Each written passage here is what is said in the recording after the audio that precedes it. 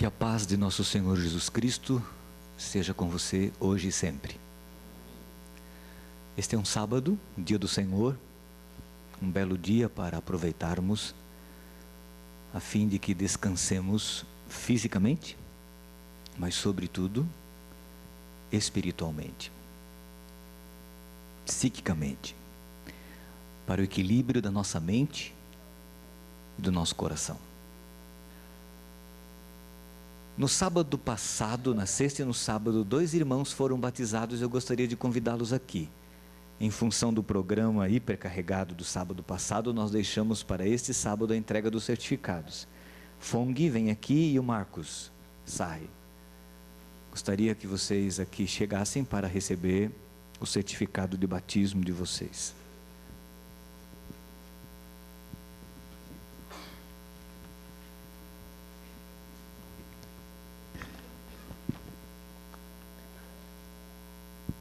Aqui está Marcos, o seu certificado de batismo, e aqui está Fong, o seu certificado, está bem? Meus cumprimentos, mais uma vez, a você também, Marcos. Gostaria que os 2 anciãos que aqui estão, representando a igreja, cumprimentassem o Marcos e o Fong como novos membros da nossa comunidade.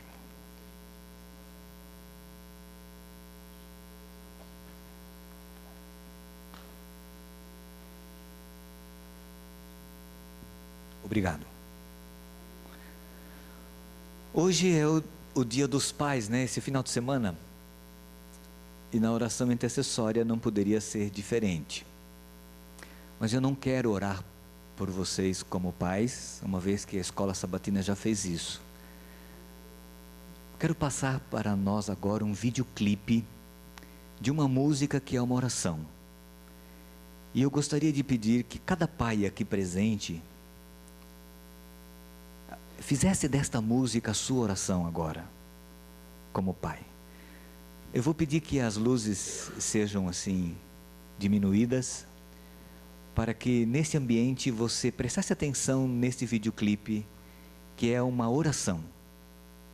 Ore, você como pai, faça uma oração pessoal por você mesmo ao ouvir essa música.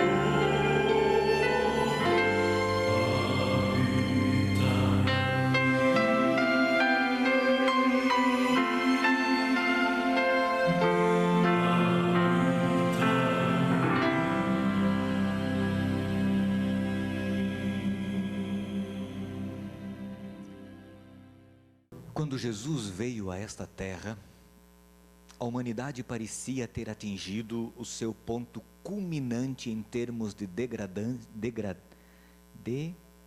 degradação.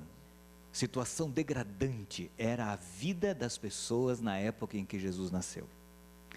Os fundamentos da sociedade pareciam que haviam ruído totalmente. A vida se tornara falsa e artificial. Os judeus, destituídos da palavra de Deus, davam às tradições e especulações mais valor do que aos valores morais, éticos e espirituais que haviam caracterizado a história do povo hebreu. A adoração a Deus tinha sido suplantada pela glorificação dos homens. Isto quando Jesus nasceu. As pessoas desgostosas com a situação, desgostosas com as fábulas e falsidades e especulações humanas, voltavam-se para o materialismo. Não consideravam a eternidade, preocupavam-se apenas com o presente. Verdade, honra, integridade, confiança, compaixão, parecia que haviam abandonado a terra. Ganância, ambição, davam origem a uma desconfiança generalizada. A ideia do dever, da obrigação, da força para com a fraqueza, da dignidade e direitos humanos eram colocados de lado, como fábulas ou sonhos. O povo comum, quando Jesus nasceu nesta terra, era considerado como bestas de carga, ou instrumentos de degraus para que subissem os ambiciosos. Riqueza e poderio, comodidade com descendência própria, eram procurados como os melhores bens. Degenerescência física, torpor mental e morte espiritual caracterizava a vida das pessoas nos dias em que Jesus viveu. Havia aldeias onde Jesus entrava, onde ele não encontrava nenhuma pessoa sadia. Todos eram doentes fisicamente. As más paixões dominavam. Os homens baniram de seu pensamento Deus. O coração amava as coisas desta terra e desprezava Deus. As classes inferiores viam Deus como seus opressores. A distorção espiritual era muito grande. E foi neste mundo corrupto, vil, mau, miserável e pecador que Jesus nasceu. Nasceu para mostrar-nos quem de fato é Deus. Nasceu para corrigir a distorção sobre o caráter, a personalidade e a pessoa de Deus. Qualquer semelhança com o que vemos e vivemos hoje seria mera coincidência? Eu creio que não.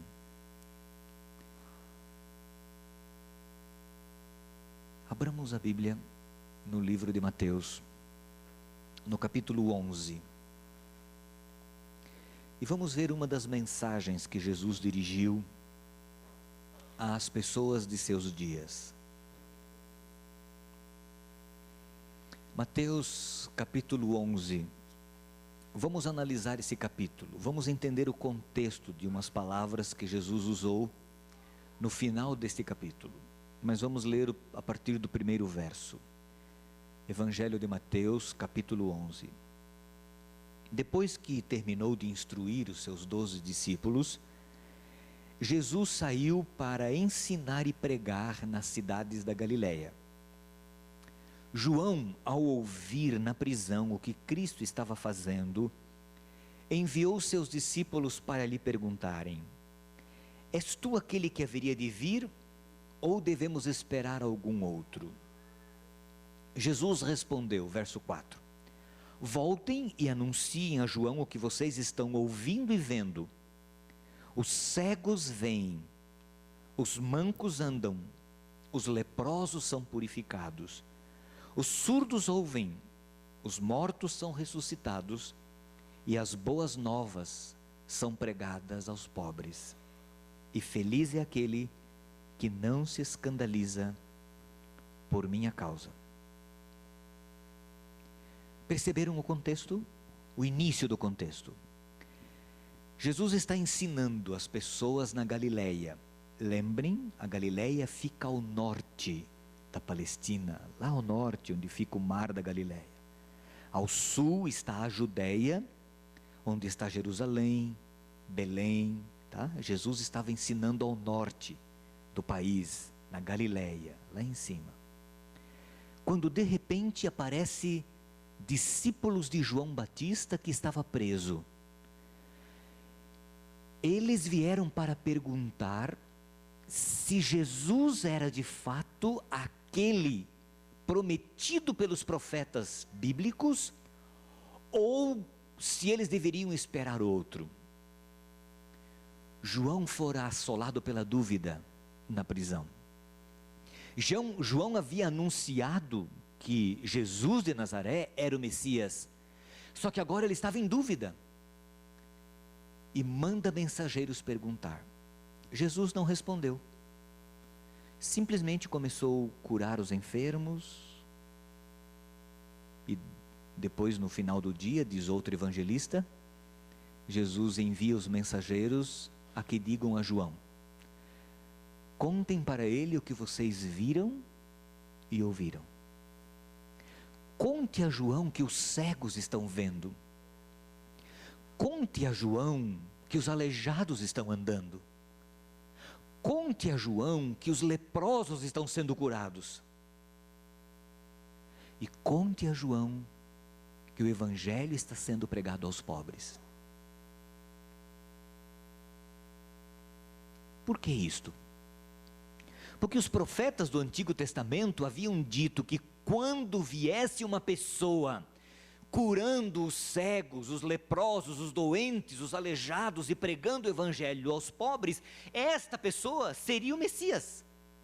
Esta pessoa seria o Cristo prometido, Filho de Deus. E por isso, a resposta que Jesus envia a João. Nós não temos noção do que significa algumas coisas, às vezes.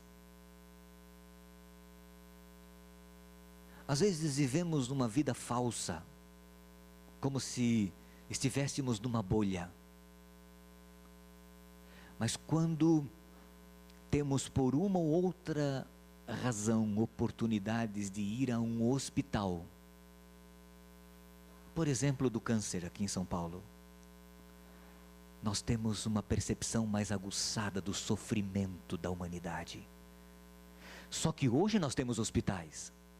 Só que hoje nós temos medicação. Só que hoje nós temos remédios. Na época de Cristo não havia. Hoje, quando nós temos dor de cabeça, a gente toma um anestésico, um analgésico qualquer aí, pronto. Quando temos febre, nós tomamos um antitérmico. E aqui no Brasil nós não precisamos nem de receita médica para se automedicar. Nós vamos na farmácia e compramos mesmo e resolvemos o nosso problema, né? Com todos os riscos que corremos. Mas na época de Cristo não havia. E Jesus vem curando as pessoas. Havia aldeias por onde Cristo passava, diz o Espírito de profecia, que quando Jesus saía desta aldeia, não deixava para trás nenhuma pessoa doente. Este era o Messias. E agora, Depois que os mensageiros de João foram embora, Jesus diz assim no verso 7: enquanto saíam os discípulos de João, Jesus começou a falar à multidão a respeito de João. João o Batista, não João o discípulo. O que vocês foram ver no deserto? Um caniço agitado pelo vento?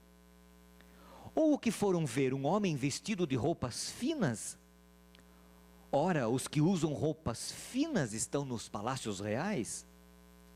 Afinal, o que foram ver? Um profeta? Que roupas João vestia? Conhecem? Quais eram as roupas de João? Roupas de peles de animais, roupas humildes, roupas grossas, rústicas. Vivia no deserto. Comia gafanhotos e mel silvestre. Algumas pessoas acham que os gafanhotos que João comia eram uma espécie de feijão. Mas era gafanhoto mesmo. Porque havia uma espécie de gafanhoto que podia ser comida e eles comiam. Frito, sei lá, comiam. Não sei de que forma, mas eles comiam. Havia um gafanhoto. E eu não sei por que você está reagindo dessa forma. Que diferença faz comer gafanhoto e comer um frango? Não faz diferença nenhuma, né? Ou comer, porque você está acostumado a comer frango, né? Por isso, é o senso comum que faz com que nós não estranhemos algumas coisas, né? Mas João comia alimento simples. Ele era um homem humilde, era um homem simples. E Jesus falou: o que vocês foram ver? Um homem ilustre? Um homem ricamente vestido? Um homem culto? Não. Quem vocês foram ver? Um profeta? E Jesus diz assim no verso 9, sim, na metade do verso 9: eu lhes digo mais do que um profeta. Este é aquele de quem está escrito: enviarei o meu mensageiro à tua frente e ele preparará o teu caminho diante de ti. Digo-lhes a verdade, entre os nascidos de mulher não surgiu ninguém maior do que João Batista. Todavia, o menor no reino dos céus é o quê? Maior do que ele. Desde os dias de João Batista até agora, o reino dos céus é tomado à força, e os que usam de força se apoderam dele. Pois todos os profetas e a lei profetizaram até João. E se vocês quiserem aceitar, este é o Elias que havia de vir. Aquele que tem ouvidos para ouvir, ouça. Como eu queria que você entendesse o que está acontecendo aqui nesse contexto. Jesus está pregando na Galileia, ao norte. De repente chegam os mensageiros de João e fazem uma pergunta se ele era o Messias ou não. Jesus começa a curar os enfermos, a operar milagres, e no final do dia diz aos mensageiros: vão a João e contem a ele o que vocês viram e ouviram. Jesus se dirige à multidão e agora fala de João. E diz assim: este que vocês foram ver no deserto, ele é mais do que um profeta. Dos nascidos de mulher, não há homem maior do que este. Este era aquele que as escrituras diziam ou dizem que seria enviado para preparar o caminho do Senhor. É este. Ele é o Elias que os profetas diziam que viria, pregando uma mensagem semelhante à mensagem de Elias. É ele. É este João Batista, que agora, em outras palavras, está preso. E agora Jesus diz assim: quem tem ouvidos para ouvir, ouça. Escute, quem quiser ouvir, que escute. E ele diz assim, verso 16: a quem posso comparar esta geração? São como crianças que ficam sentadas na praça, gritando umas às outras: nós lhe tocamos flauta, mas vocês não dançaram. Cantamos um lamento, mas vocês não se entristeceram. Pois veio João, que jejua e não bebe vinho, e dizem, ele tem demônio. Veio o Filho do Homem comendo e bebendo, e dizem, aí está um comilão e beberrão, amigo de publicanos e pecadores. Mas a sabedoria é comprovada pelas obras que acompanham. Jesus é rico em alegorias nos seus ensinos. E ele diz assim, a quem eu compararei esta geração? Uma geração má, uma geração corrupta, uma geração vil, uma geração endurecida. A quem eu compararei? A meninos que ficam brincando na praça. Como? A brincadeira que Jesus se refere era a seguinte: um grupo de crianças dizendo a outro grupo de crianças, imitem o que faremos.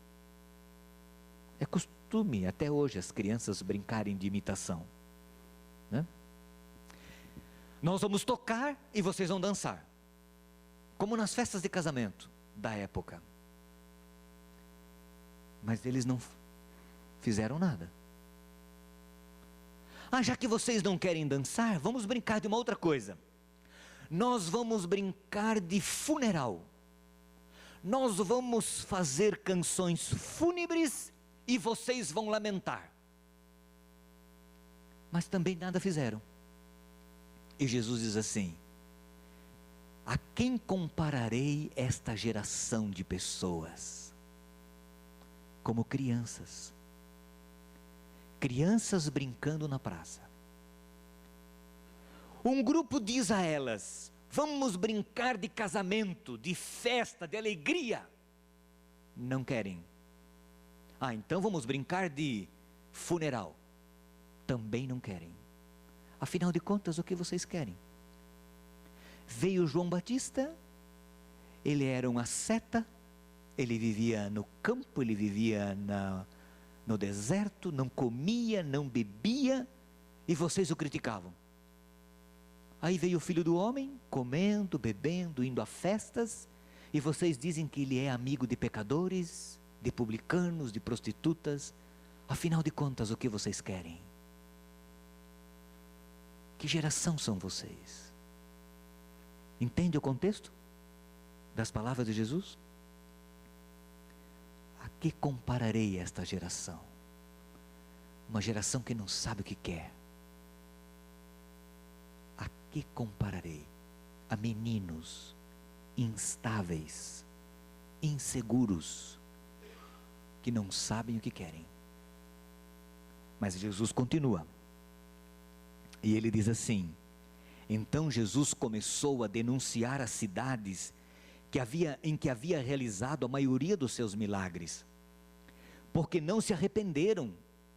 E Jesus diz assim: ai de você, Corazim, ai de você, Betsaida, cidades da época, porque se os milagres que foram realizados entre vocês tivessem sido realizados em Tiro e em Sidom. Tiro e Sidom eram cidades fenícias, e os fenícios eram pagãos, eles eram vizinhos dos israelitas, e lá Jesus não fez os milagres que fizera em Corazim e em Betsaida. E Jesus disse: se esses sinais tivessem sido feitos em Tiro e Sidom, há muito tempo elas teriam se arrependido, vestindo roupas de saco e cobrindo-se de cinzas. Mas eu lhes afirmo que no dia do juízo haverá menor rigor para Tiro e Sidom do que para vocês. E você, Cafarnaum, será elevado até o céu? Não, você descerá até o inferno, Hades, sepultura, lugar dos mortos. Se os milagres que em você foram realizados tivessem sido realizados em Sodoma, ela teria permanecido até hoje. Mas eu lhes afirmo que no dia do juízo haverá menor rigor para Sodoma do que para você. Consegue entender a linha de raciocínio de Jesus Cristo? A quem compararei esta geração? Como crianças. Porque João Batista veio, pregou, ensinou, e eles rejeitaram João Batista. Agora veio o Filho do Homem pregando, e eles criticam João Batista, o Filho do Homem. O que vocês querem? Ah, se em Tiro e em Sidom tivessem sido feitos milagres que foram feitos entre vocês. Coração duro. No dia do juízo, a responsabilidade de vocês será maior, porque vocês conhecem, vocês sabem, disse Jesus aos habitantes de Cafarnaum, que provavelmente estavam ali, alguns ouvindo, de Betsaida, de Corazim. Por isso ele citara estas cidades, provavelmente não citara outras.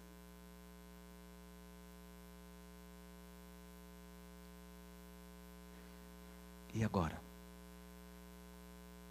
olhando de compaixão para aquela multidão que o ouvia, Jesus diz assim: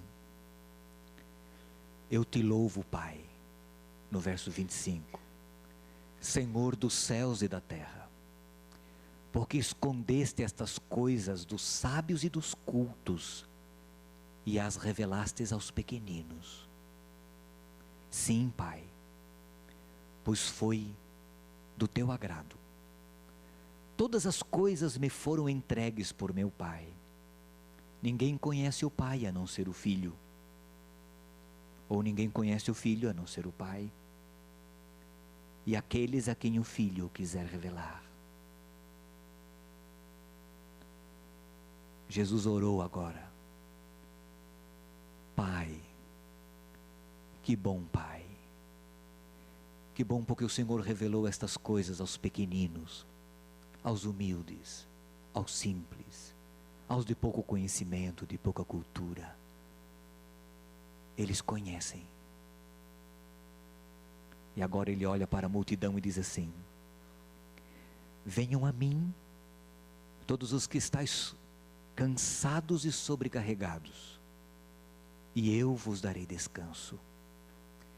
Tomem sobre vocês o meu jugo e aprendam de mim, pois sou manso e humilde de coração, e vocês encontrarão descanso para suas almas, pois o meu jugo é suave e o meu fardo é leve.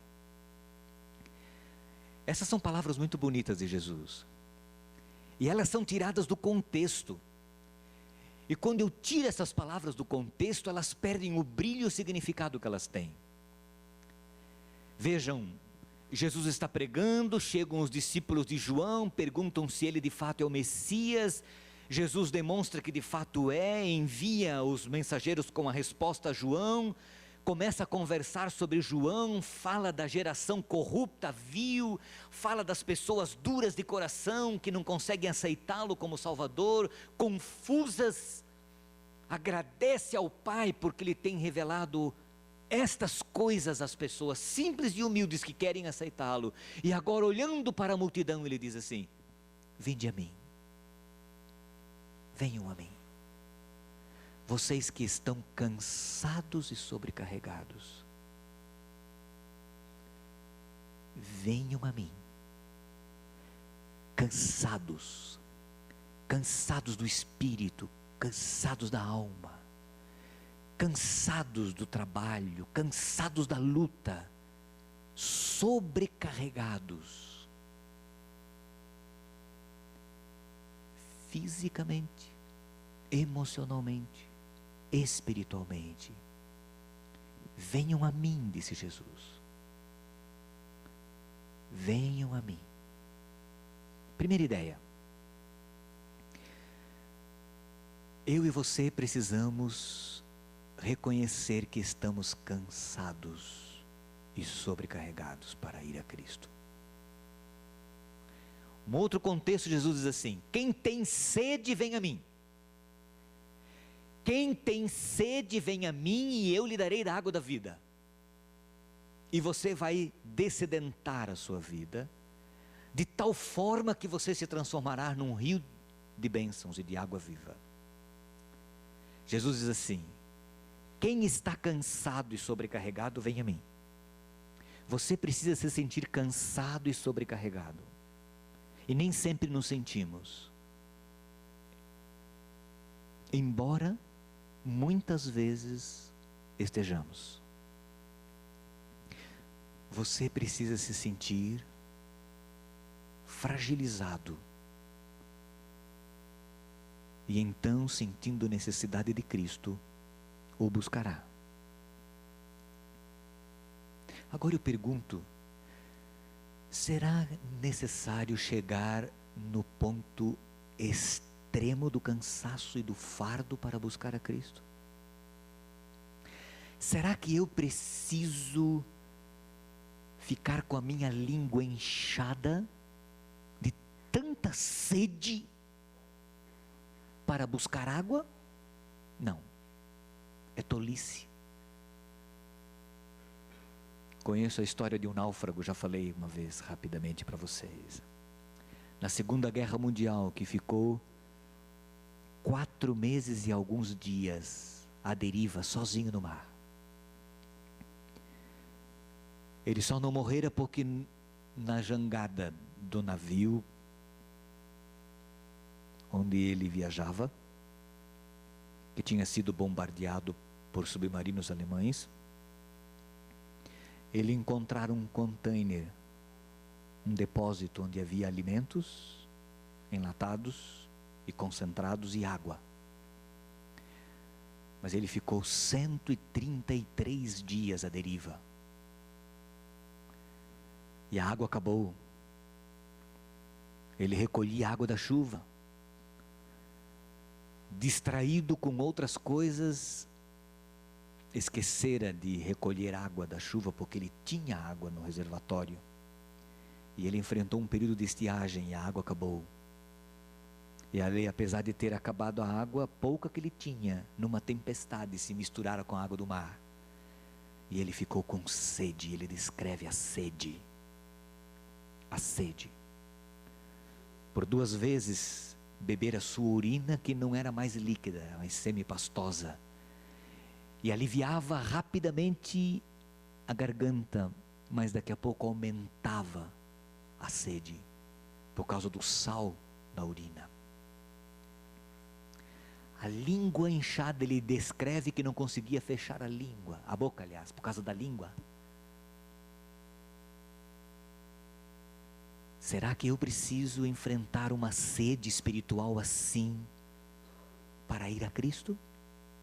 Será que eu preciso viver um cansaço extremo das coisas deste mundo, para reconhecer que Cristo pode me aliviar?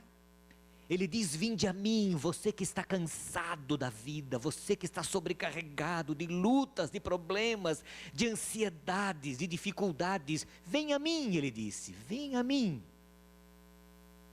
E ele diz assim: eu aliviarei você. Eu vou aliviar você do cansaço. Você já chegou um dia em casa cansado, mas muito cansado? Lembra do prazer de um banho? Lembra do prazer de tirar o sapato do pé e colocar um chinelo? Ou andar descalço? Que alívio! De quem sabe colocar os pés para cima? Que alívio! Eu vou aliviar você. Vem a mim, ó, vem a mim, diz Jesus. Eu vou dar descanso para você. A palavra hebraica que aparece aqui como descanso é a mesma palavra que aparece no Antigo Testamento. A palavra grega, aliás, que aparece aqui é a mesma palavra que a Septuaginta, a primeira versão da Bíblia do hebraico para o grego, usou para traduzir a palavra hebraico para descanso sabático. Eu vou dar descanso para você. O descanso do sábado, um descanso santo. Se você vier a mim. Agora vejam o verso seguinte: tomem sobre vocês o meu jugo e aprendam de mim, pois eu sou manso e humilde de coração. Tomem sobre os seus ombros o meu jugo. A palavra jugo significa canga. Sabe o que é canga? Canga é aquele pedaço de pau que eles colocam na cabeça do boi para fazer com que o boi puxe um carro de bois. Normalmente 2 bois são atrelados por uma canga única. E eu tentei conseguir uma canga ontem. O Zé tentou conseguir, quase que conseguimos, mas não conseguimos. Queria trazer uma canga aqui. E Jesus diz assim: coloque sobre o seu pescoço a minha canga, o meu jugo. Você está cansado, você está carregado, sobrecarregado, porque no seu pescoço existe uma outra canga, uma canga pesada, um fardo pesado. O meu fardo é leve, o meu jugo é leve. Eu e você, meu irmão e minha irmã, quer você aceite, quer você não aceite, quer você acredite, quer você não acredite, eu e você vivemos neste mundo e há uma canga no nosso pescoço. Não há quem não tenha uma canga no pescoço, não adianta. É a realidade contextual de pecado na qual vivemos. Só que eu e você podemos escolher onde colocar a cabeça. E Jesus diz assim: está cansado? Está sobrecarregado? Com a canga do pecado, com a canga do diabo, porque o diabo, além da canga dele ser pesada, ainda sobe em cima. Vem, ele diz, vem a mim, eu sou manso, eu sou humilde. Jesus diz: olha, por contraste você aprende assim: você está cansado, você está sobrecarregado, eu vou aliviar você. E o meu jugo, ele é leve e ele é suave, porque eu sou manso e eu sou humilde. Com isso Jesus está querendo dizer que o outro não é nem manso e nem humilde, pelo contrário. Nunca me esqueço, uma vez, havia um jovenzinho na minha igreja, uma das igrejas onde eu fui pastor. E esse jovenzinho andou aprontando, fazendo algumas coisas. E no desespero ele me procura e nós marcamos um encontro numa praça da cidade. De repente ele falou assim para mim: pastor, eu estou a fim de largar esse negócio de igreja, sabe? Porque eu acho que o diabo não é tão mau assim como pintam ele, não. Tem tanta gente que não conhece Deus e vive tão bem. Por que eu tenho que... não, eu acho que eu vou largar esse negócio. Enquanto eu ouvia aquele rapaz de 18, 17 anos falar comigo, sentado num banco da praça, depois que ele falou, eu disse para ele assim: você acha que o diabo gosta de você? Que ele morre de amores por você? Está enganado quem pensa assim, eu disse para ele. Ele oferece algumas coisas como isca. São iscas. Eu disse: quando você vai pescar, você põe uma isca atraente, apetitosa, e você disfarça. Quando eu era menino, eu caçava anhambu com os meus primos do interior de Santa Catarina. E nós fazíamos trilhas para o anhambu, no meio da mata, com as armadilhas disfarçadas. Nós colocávamos farelinho de pão, nós colocávamos grãozinho de arroz na trilha. Uma trilha limpinha, tirávamos todas as folhas, fazíamos até curvinha, certo? Curvinha, bonitinha, que subia morrinho. E eu, coitadinho do anhambu, ai, que gente boa, que meninos bons, né? Fizeram até, limparam a trilha para mim, colocaram, sabe, comidinha fácil. Daqui a pouco, o laço. E quando nós chegávamos no dia seguinte, os meninos maus, como nós éramos, lá estava o coitado do anhambu pendurado, de pernas para o ar, preso, se debatendo. É assim que Satanás faz, eu disse para aquele jovem. É exatamente isso. Jesus te ama. Quer ser feliz, eu disse para ele. Você é jovem, quer ser feliz, eu disse para ele. Coloque sob os seus ombros o jugo de Cristo, porque Ele é manso e Ele é suave. Mas o jugo do capeta é pesado, é pesadíssimo, é pesadíssimo. Jesus não termina esta ideia sem dizer: vocês encontrarão descanso para as vossas almas. Sabe o que é alma? É vida. Descanso para a vossa vida. Pois o meu jugo é suave e o meu fardo é leve. Tem gente que acha que aceitar a Cristo é viver uma vida sem compromisso. Eu aceitei a Cristo, eu estou livre agora para fazer o que eu quero. Jesus me salvou, me redimiu, eu estou livre. Não existe isso, irmãos. Isso é utopia. Isso não é bíblico. Isso é interpretação errada de textos fora do contexto.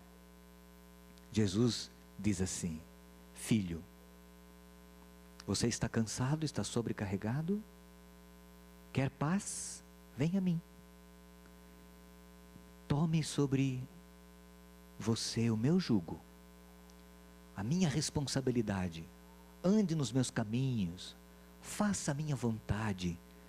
A vida vai ser melhor para você. Bem melhor, muito melhor.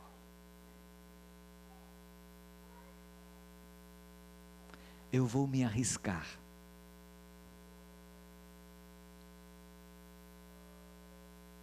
Existe alguém aqui que seria capaz de dar um testemunho rápido de que isso que Jesus fala aqui nestes versos é de fato verdade?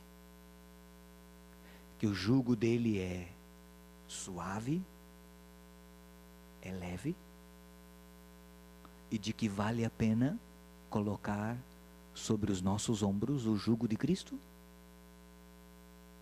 Há alguém? Você, Ângela. Teria um homem? Francisco, vem aqui. Rapidamente. Diga por que você acha isso. Não tenho certeza se foi dia 14 ou 17 de julho de 98. Uma reunião de diretoria, diretores, gerentes. E eu tinha que tomar uma decisão. Ou faria o que aqueles homens queriam, teria uma carreira, estaria bem, ou escolheria Jesus. E fatalmente perderia meu emprego. E perdi meu emprego. Passou algum tempo. Assim que perdi meu emprego foi no dia 26 de agosto de 99. Aniversário do meu filho. Exatamente por causa dessa reunião. Sabia que perderia. No dia que eu perdi o emprego, foi por volta de 10 da manhã. Quando eu cheguei no trabalho, logo cedo, o Salmo 23, o tempo todo, soava no meu ouvido. E depois de um mês, eu estava trabalhando, fazendo a mesma coisa, o mesmo serviço, com o mesmo salário. E a distância da minha casa para o novo emprego era exatamente, até em centímetros, a mesma. Então, naquele momento em que eu tive que tomar a decisão, foi muito difícil. Mas eu confio em Jesus. E sabia que Ele... O irmão Zé Demar, acho que não está aqui hoje. Quando eu passei por esse momento, eu contei isso para ele. E ele falou assim: e aí? Não, eu confio no Senhor. O dia da minha rescisão de contrato foi no dia 27 de setembro.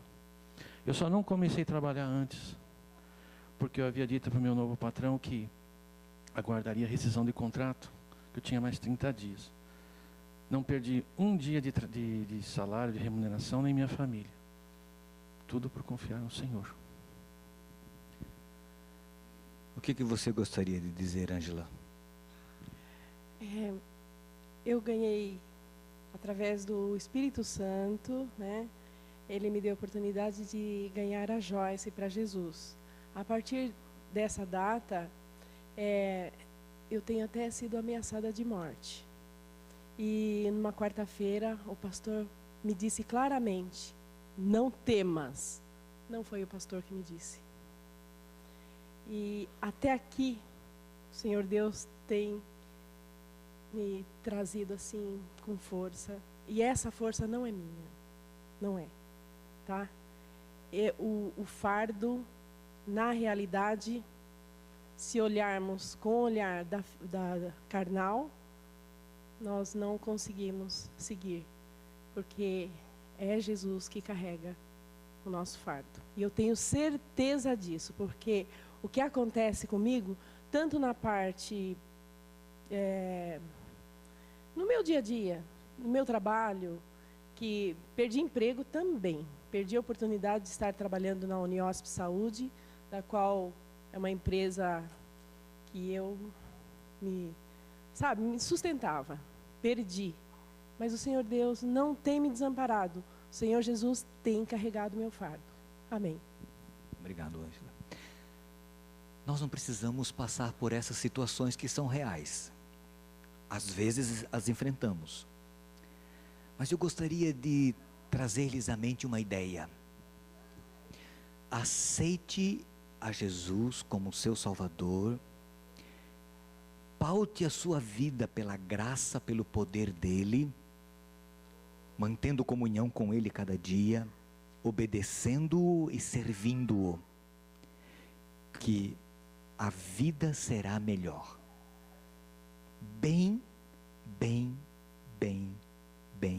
melhor. As duas pessoas que aqui vieram foram conversos, se converteram no momento da vida adultos já. Mas você que é jovem, que nunca conheceu o mundo, continue servindo Jesus.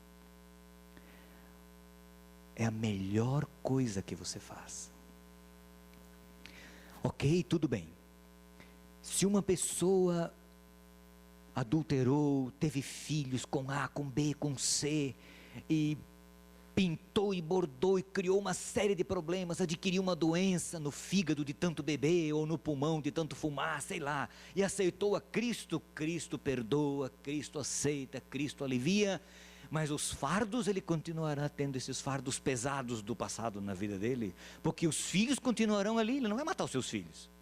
Os filhos continuarão e ter que pagar pensão para os filhos menores e para mulher A, para mulher B, para não sei o quê, as confusões da vida, certo?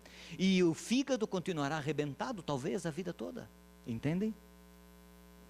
Mas, se você que não viveu esta vida, e graças a Deus que até estas pessoas têm a oportunidade de serem aliviadas por Cristo Jesus, mas se você não viveu esta vida, se você nasceu no caminho de Deus, tem conhecido Deus bem de jovenzinho, a melhor coisa que você faz é colocar a sua cabeça embaixo do jugo de Cristo, porque a sua vida será suave, o fardo é leve, e a sua vida será mais feliz, muito mais feliz.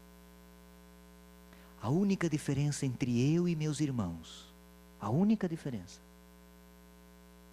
é que quando nós éramos jovenzinhos, todos nós tivemos a oportunidade de servir a Cristo. Todos conhecemos a mesma fé, a mesma esperança. Todos tivemos a oportunidade de colocar a cabeça embaixo do jugo de Cristo. Mas infelizmente, por influência de meu pai, meus irmãos colocaram a cabeça numa outra canga, num outro jugo. E os anos têm demonstrado quão triste tem sido a vida e a experiência de meus irmãos.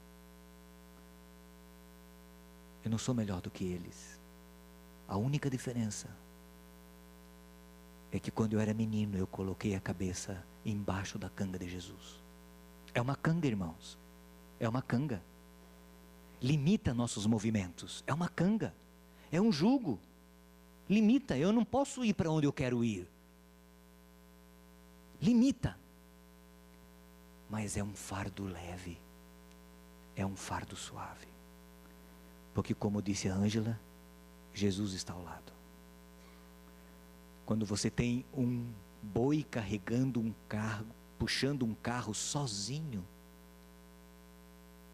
coitado. Mas quando você põe um outro no lado, e um boi mais forte, ele leva a parte maior. Esse boizinho aqui, coitadinho, ele vai só no embalo. É isso que Jesus faz com você e comigo. Vai, filho, põe a cabeça aqui, vai, anda aqui ao meu lado. Vamos tocar a vida juntos. Eu sou manso, eu sou suave. Vai, vamos juntos. Meu fardo é leve, meu fardo é suave. Entenderam o contexto dessas palavras? Não sejamos como crianças tolas, brincando numa praça,